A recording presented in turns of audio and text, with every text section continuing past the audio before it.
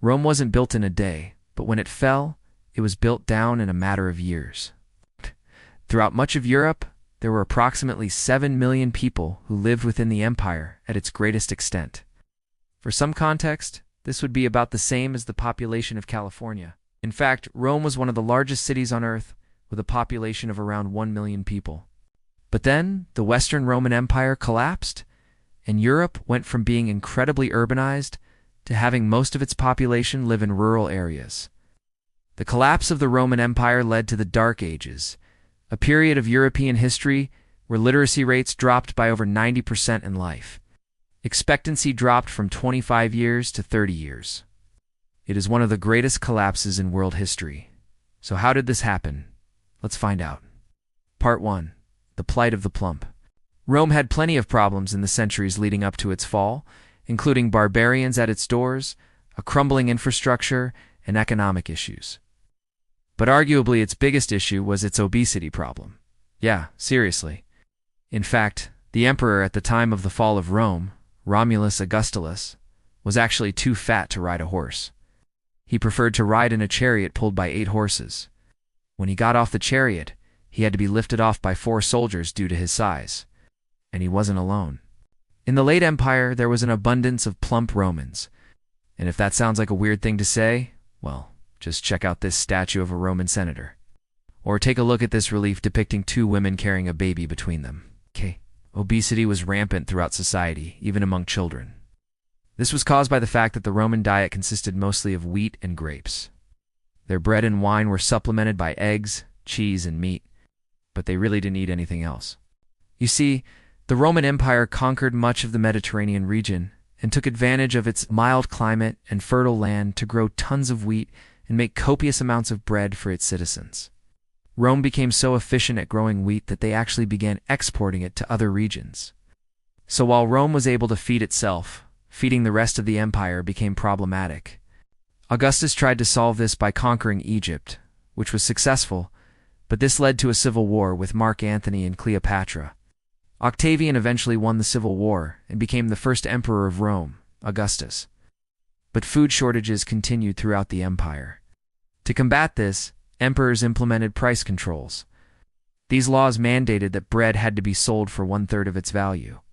This made the cost of bread extremely low and accessible for all, but it also led to a massive drop in the quality of bread. This practice also discouraged farmers from growing wheat, because if they could unsell their product for a fair price, why bother making it? Not only did this cause food shortages to continue, but it also led to famines. Famine led to food riots, which led to more instability in the empire.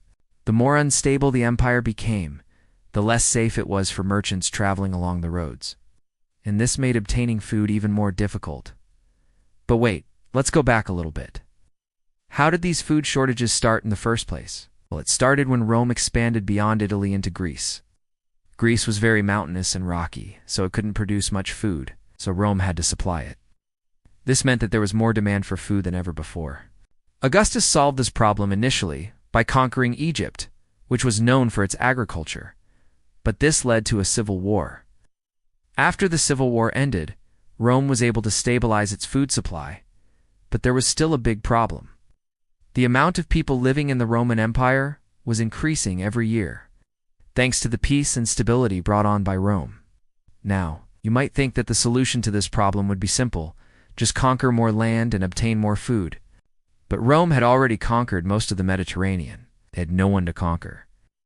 The only way for Rome to get more food now was to innovate new methods of farming or increase efficiency on existing farms, but that's not what Rome did. Instead, they focused their efforts on military expansion. Part 2. Military mediocrity. Rome had been built by a military. Rome had become the dominant power in the Mediterranean through the use of its elite military force. But once they had secured their dominance, they kind of got lazy. They stopped recruiting the best warriors, and instead focused on simply having the largest army. And you know what happens to be true? Size doesn't matter. Rome's obsession with having the largest army rather than the best army led to widespread military defeats against barbarian tribes. From 376 to 382 AD, the Goths migrated into Roman territory and sacked many Roman cities. Despite the Gothic success, Rome still refused to learn. In 395 AD, Theodosius I divided the empire into two halves, east and west. This division was created to allow each half to focus on defense. However, this didn't help because the Roman military was mediocre, not just undermanned. A century after the division of the empire, the Visigoths sacked Rome. Despite the sack of Rome, the emperors continued to refuse to listen to their generals. They kept ignoring their pleas to stop with the civil service jobs and go fight in the war. The emperors believed that appointing family members to influential positions was a sign of strength, not weakness. But they were wrong, and everyone knew it. The last emperor of Rome, Romulus Augustulus, wasn't even born into the imperial family. His father deposed the previous emperor, Livius Severus, and replaced him with Romulus Augustulus. Why did he do this? Guess Romulus Augustulus's grandfather was a Roman general who had helped defeat the Goths in 402. Romulus Augustulus was only 18 years old when he became emperor, and 3 years later, he was deposed by the Germanic general Odoacer. Part 3. Barbarians at the Gate. The final nail in the coffin for the Roman Empire was the Germanic tribes. These nomadic tribes lived outside the borders of the Roman Empire and had always been seen as barbarians by the Romans. However, the Romans didn't see them as much of a threat. It was until the Goths started migrating into Roman territory. As previously mentioned, the Goths gave Rome fits for nearly 20 years. The Romans had never suffered such humiliating defeats before. As the Goths grew bolder, so did other tribes. Waves of Huns, Vandals, and Visigoths poured into the empire. By 451 AD, the Huns had even invaded Gaul, but they were defeated by Idius, a Roman general. Despite another victory against the Huns in 454, the tribes continued to push into Roman territory. By 476 AD, the Germanic tribes had seized control of most of Italy. This left only a small portion of Italy, including Rome, under the control of the last Roman emperor, Romulus Augustulus. But without a strong military, what could he do?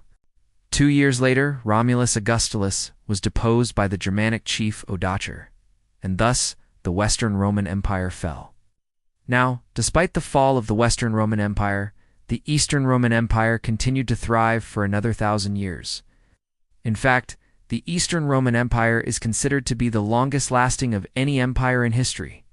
Now, if you want to learn more about the Eastern Roman Empire, I have an entire series on the Byzantine Empire available. Anyway, thanks for watching.